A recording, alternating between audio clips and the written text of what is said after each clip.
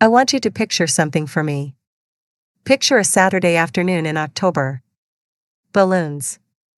Pink ones. Dozens of them.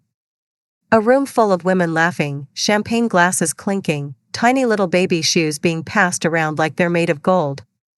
Now picture me standing in the middle of all of it. Smiling. Refilling glasses. Straightening the banner I had spent 3 hours choosing. Cutting slices of the cake I had personally collected that morning because she had wanted that specific bakery and no other. I did all of that. I did all of that for the woman my husband had been sleeping with for 14 months. And I didn't know. Dear listener, I didn't know. But here's what I need you to understand before we go any further. This is not a story about a naive woman who missed the signs. I am not naive. I am Zara Mitchell. A first-class degree holder. I run a team of 43 people. I have never in my life been described as someone who misses things. And yet, love, dear listener, is the most sophisticated blindfold ever invented. And the man I loved was a magician. His name was Marcus. And before you roll your eyes at another Marcus story, trust me. This one is different. I met him at a conference in Manchester on a Thursday evening when I was 30 years old and entirely unbothered about being single. I was not looking for anyone. I was at the hotel bar because my room was too quiet and the minibar was too expensive and I had finished the one book I'd brought. He sat 2 stools away and said, without looking at me, without any of the performance men usually bring, "The gin here is terrible but the ice is excellent." I said, "That is the saddest review I have ever heard." And he laughed. And dear listener, that laugh should have come with a warning label. Within a year I knew. Within 2 years we were choosing rings in a little jeweler in Hatton Garden on a Tuesday afternoon like it was the most natural thing in the world. And it felt natural.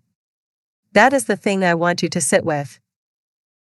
It felt completely, entirely, dangerously natural. He remembered things. The small things. The things you mention once in passing and never expect anyone to hold. The name of my childhood dog. The way I take my tea when I'm stressed versus when I'm relaxed, yes, those are different, and he noticed. The fact that I cry at adverts but never at films, and he found this endlessly, genuinely delightful. He made me feel known. Do you understand what a gift that is? To feel completely known by another person? I had never felt it before him. I have not felt it since. Which makes what he did all the more unforgivable. We got married on a Saturday in July. Cotswolds. 28 guests. Wildflowers. My mother cried from the first song to the last. My sister Diane, who cries at nothing, who has the emotional range of a very sensible spreadsheet, dabbed her eyes during the vows and then absolutely denied it afterwards. I wore a dress I had spent 4 months finding. And when I walked toward him, and he saw me, the look on his face, I believed it. God help me. I believed every single thing on his face that day. He is, as I have said, a magician. The first crack was so small, so laughably, insultingly small, that I am almost embarrassed to tell you. A Thursday. March. He was away for work. He called me at 7 in the evening and told me he was standing outside his hotel. And dear listener, the acoustics were wrong. That is all. The sound behind his voice had the warm hollow echo of indoors. Not wind. Not traffic. Not the specific cold openness of a British street in March. Indoors. I noted it. I told myself I was being ridiculous. I made pasta. I watched television. I went to bed. And I lay in the dark for 2 hours thinking, the acoustics were wrong. The second crack, oh. The second crack was the one I should have listened to. November. 8 months after the acoustics. I was putting away his jacket, the gray wool one, the one I had always loved on him, and there was a receipt in the pocket. My first thought was nothing. Receipts are nothing. I put the receipt back. I put the jacket away. I went downstairs and I made dinner. And when he came home and kissed me on the cheek and asked what smelled good, I smiled. And I said, chicken. And I watched his face all evening. And I found nothing. Nothing I could name. Nothing I could point to. Nothing that would not sound, if spoken aloud, like the paranoia of a woman who did not trust her husband. So I filed it away. With the acoustics. And I kept going. Dear listener, the things we file away. The things we are too afraid to unfold. Her name appeared for the first time in January. He mentioned her in a list of colleagues. Casually. The way you mention the weather. Had calls with James, Sophie, and the Bristol team today. Bristol. There was that word again. I kept my face entirely still. I said, Sophie, is she new? Project coordinator. Started a few months ago. She's good. He reached for more wine. The conversation moved on. And I sat there, smiling, while something cold and quiet settled in my chest. Sophie. Bristol. Baby shop. Wrong acoustics. The picture was assembling itself. I just wasn't ready to look at it yet. I found out on a Wednesday. Not because I went looking. I need you to know that. I was not that woman. I did not go through his phone. I did not hire anyone. I did not set traps. He asked me, to print a document from his laptop while he was rushing to get ready. Something for a meeting. 3 pages. Could I just pull it up and send it to the printer? Simple. I sat at his desk. I opened his laptop. And there, in his inbox, not hidden, not locked, sitting there like it had every right to be, was an email. From Sophie Hartley. Subject line, scan from midwife appointment, she's perfect. I printed his document. I don't know why I printed his document. My hands just did the thing they had been asked to do, while the rest of me stood very still inside a feeling I had no name for. And then, I opened the email. And then I read the thread it belonged to. And then I read every email between them going back 14 months. 14 months, dear listener. 14 months of a woman who called my husband my love. 14 months of hotel bookings and weekend plans and conversations about the future, their future, a future in which I was referred to, in one email I have never been able to forget, as the situation. The situation. 5 years of marriage. A home we built together. A dog we named together. Vows we made in front of everyone we loved. And I was. The situation. I did not cry. I know. I know that sounds impossible. But the shock was so total, so complete, so far beyond anything I had been braced for, that the tears simply didn't come. Not yet. Instead, I went to the kitchen. I sat on the floor. Biscuit came and pressed himself against me the way dogs do when they understand something you haven't said aloud. And I sat there in the quiet of my own house, the house I had chosen, and renovated, and filled with things I loved, and I thought, there is a woman in Bristol carrying my husband's baby. She thinks he is hers. She doesn't know I exist. And I thought one more thing. One thing that would change everything. I thought, she deserves to know. I called my sister Diane at midnight. Diane, who once told me crying was inefficient and who I love completely despite and because of this, listened to every single word without interrupting once. Which, if you knew Diane, you would understand is the most alarming possible response. When I finished, she said, "Does she know about you?" "I don't think so." "Then you have something she doesn't." "What?" "The truth. And the choice of what to do with it." She paused. "Zara, what do you want to do?" And I said, without hesitating, Without even knowing until the words came out that this was what I wanted. I want to find her. Finding Sophie Hartley took 11 minutes. Her full name was in his email signature. Her LinkedIn took 30 seconds. Her Instagram was public. And dear listener, I sat and looked at her for a long time. She was pretty. Warm face. Curly hair. The kind of smile that suggests a person who laughs easily and means it. In her most recent post, 3 weeks old, she was standing sideways in a mirror. Hand on her bump. With the caption, 7 months of the best kind of secret. The best kind of secret. She thought this baby was a joy kept close to the chest. She had no idea the secret was a lie. I looked at that post for a very long time. And I felt something I had not expected, not anger at her. Not jealousy. Something closer to sorrow. For both of us. I spent 3 days deciding what to say. Not because I didn't know the truth. But because I needed her to feel, in the first sentence, that I was not her enemy. I was not the wife coming to destroy her. I was a woman on the other side of the same wound. In the end I wrote, "My name is Zara. I believe we have someone in common. I have no agenda except honesty. If you're open to talking, I'm here. I understand completely if you're not." I pressed send. I put the phone face down on the table. I made tea I didn't drink. I walked biscuit. I came home. I turned the phone over. She had replied.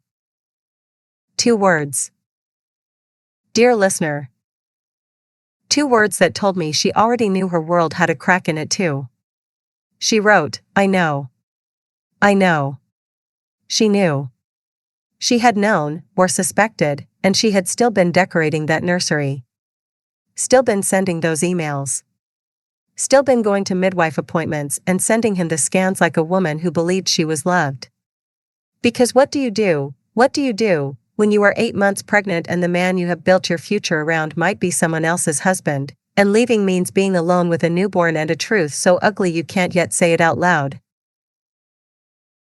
You keep going. You hope you are wrong. You send the scan. And you call him my love. I understood her completely.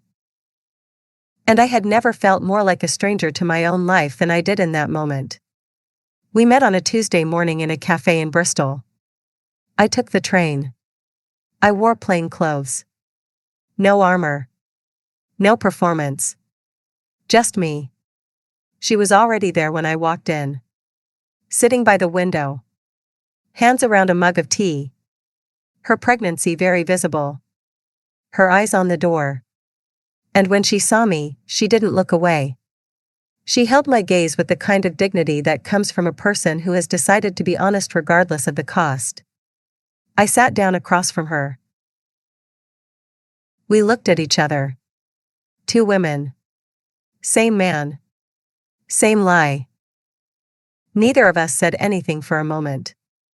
Then she said, very quietly, "How long have you been married?" 5 years, I said. She closed her eyes. Just for a second. Then opened them. He told me he was divorced, she said. 2 years before we met. He said it was amicable. He said there were no children.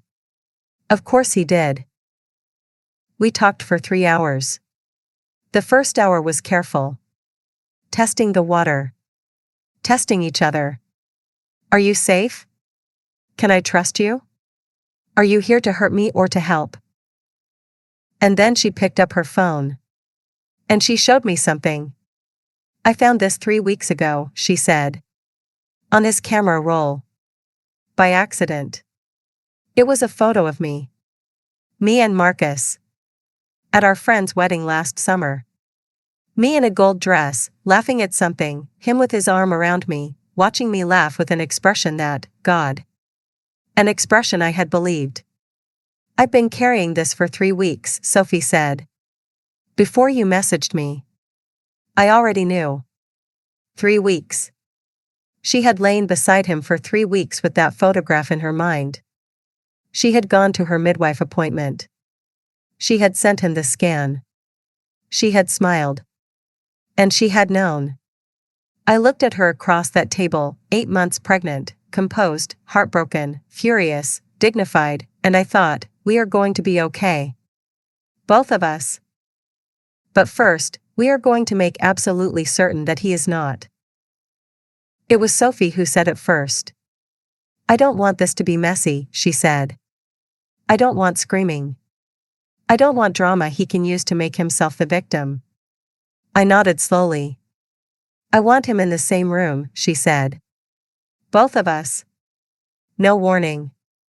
No escape route. She looked at me. I want him to have to look at us both, at the same time, I finished. Yes, she said.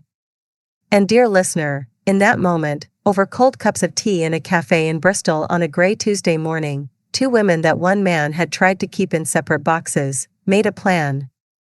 We chose a Sunday. Marcus always worked from home on Sundays. Relaxed. Unhurried. Coffee and laptop at the kitchen table. We wanted him comfortable. We wanted him in the middle of his ordinary life, when his ordinary life came apart at the seams. I behaved perfectly that morning. Coffee. Biscuit walked. Toast made. I kissed him on the cheek.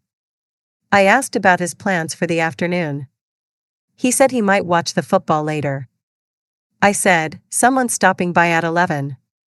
Just need to sort something quickly. He said, sure. He didn't look up. I will never, for as long as I live, forget the sound of that silence. He said her name. Sophie. Then mine. Zara. And then, the most useless 3 words in the English language, I can explain. Sophie said, 1 word. Don't. Just, don't. And he stopped. Like a man who has run out of road. We had agreed, no shouting. No breaking things. No tears he could use to reframe himself as the wronged party. Because here is what I had learned about men like Marcus: give them chaos and they find a role in it.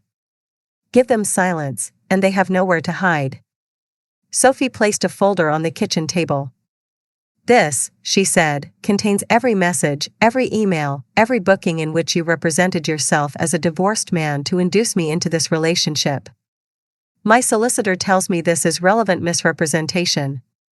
You will be hearing from her. She picked up her bag. She looked at me. I nodded. Then she looked at him one final time, and she said, you should have known better than to lie to 2 women at the same time. She walked out. I heard the front door close. The click of it was the most satisfying sound I have ever heard in my life. I looked at my husband. The man I had married on a Saturday in July with wildflowers and 28 guests and my mother crying from the first song. The man who had looked at me walking toward him and whose face I had believed completely. And I felt nothing. Not anger. Not grief. Not love. Just a door. Closing. I said, my solicitor's name is Catherine Webb. You'll hear from her Monday morning. I picked up Biscuit's lead from the hook by the door. I'd like you to be gone by the time I get back. And I walked out of my own house, into the cold October air, with my dog, and I breathed. For what felt like the first time in years, I simply breathed. The divorce took 8 months. There were hard days. There were days I sat in Catherine's office and signed papers that closed chapters of my life, and I felt the weight of all of it pressing down. There was a day in February when I found a photo of our wedding in a box I was packing, and I sat on the floor for 40 minutes just holding it. Grieving not him, but who I had been in it. The woman who was certain. I allowed myself to grieve her. And then I packed the box. And I kept going. Sophie's daughter was born in April. She called me from the hospital. I don't think either of us had planned that. It just felt right. She said, she's here. She's perfect. And I said, of course she is. She has you. I heard her laugh and cry at the same time. The specific sound of someone at the exact intersection of joy and heartbreak and relief and love. I know that sound. I have lived inside it. We meet once a month now. Sophie, the baby, whose name is Isla, which I find cosmically funny and also deeply fitting, and Biscuit and me. Usually bath. Usually with good coffee and a particular kind of conversation that only two people who have been through something extraordinary together can have. People see us sometimes and I wonder what they think. Two women who should, by every conventional measure, have nothing to do with each other. But here is what I know now that I did not know a year ago. The most powerful thing Marcus ever did was accidentally introduce me to one of the best people I have ever known. He thought he was managing two women. He was, in fact, introducing us. Do you want to know the part that stays with me? Not the discovery.